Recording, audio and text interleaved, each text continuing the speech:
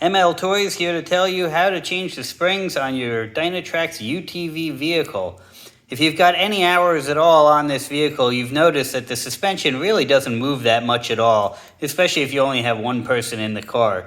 The springs are just really stiff that it comes with from the factory. So we're going to show you now how to change those out. It's quite easy to do. Obviously, we've taken the tires off the car. It's a lot easier to access everything if you do. And then the next thing you need to do is remove these 4 screws. And there's 4 on the top side. And we just used a simple Phillips head screwdriver. You're not going to get a power drill into there, but old school with a Phillips head screwdriver will get those off. And then we're going to show you, once you do that, how to swap the spring.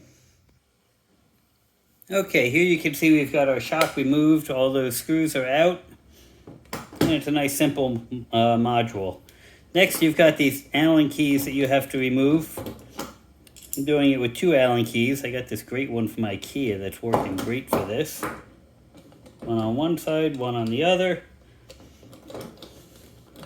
And just crank it free. There's 2 lock washers and then thread lock holding this bolt on. So the first time you do this, it's going to be a little stiff. But you'll see there's not much to it.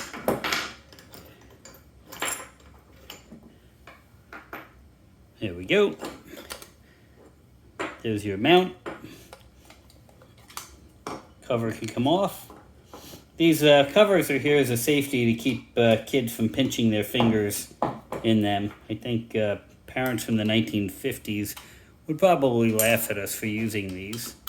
I'm going to do the same thing on the other side. Get these loose.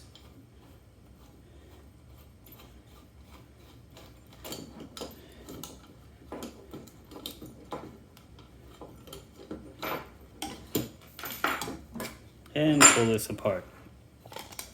Another cover. Alright. The shock is a simple spring mechanism. There is no oil or gas or anything in here. It's really just a spring on a shaft. So what we want to do is first take a magic marker and mark where it is that the spring height is set at. That'll be very helpful when you go to reset it. I don't have a marker handy, so I'm going to just keep going. But you will want to know that. That spring setting is the ride height on the car. Alright, so now I'm going to pop out this bushing.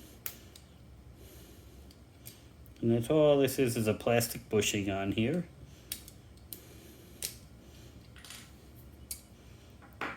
There you go. That's the only thing you need that little straight head screwdriver for. Now if I hold the shock body, or hold the ride height adjuster, I can unscrew this, pop it off, and there's your spring. You can see how much thicker the old spring is than the new one. When I push down on these, this I can barely move. The new one, a lot softer, a lot more movement to it. Set your old spring aside, pop your new spring on. We're basically going to do everything in reverse here. Now what I would recommend on that ride height adjuster, as soon as we get this started, make sure you don't cross thread these. If it doesn't go on easily, don't force it. Just back screw it a little bit until you feel it seat, and then start screwing it down.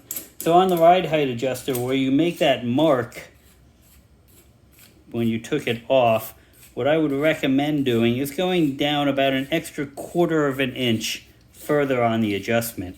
Now, when you get heavier kids, you're going to want to adjust that down even more. What this is doing, this isn't changing how high the car will ride. This is changing when a child sits in it, how much the car will stand up.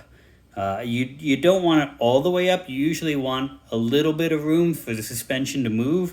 I like to have, on the Dynacraft UTV, I'd like to have the shock have about a 1/4 inch of compression when the child is in it.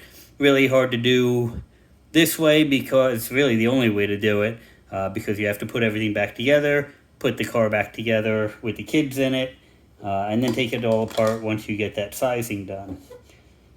Alright, and now we're just going to do everything in reverse. We got that collar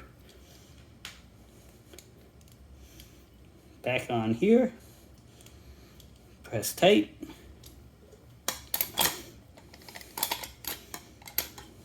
Get the cover back on.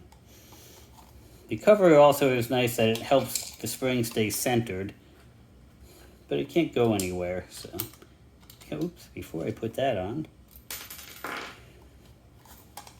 it's got to go through here. Both mounts are the same, top and bottom, so don't worry about mixing up which one goes where.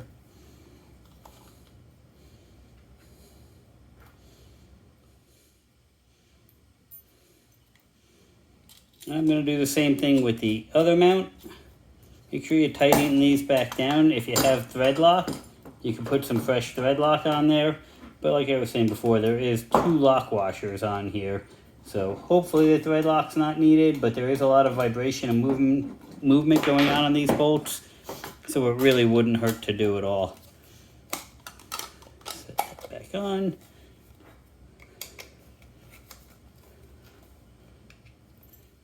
Did it again. There we go.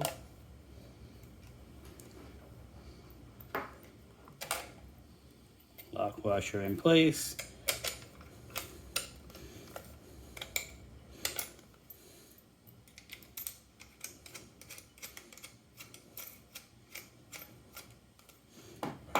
Tighten that down. Tighten this down.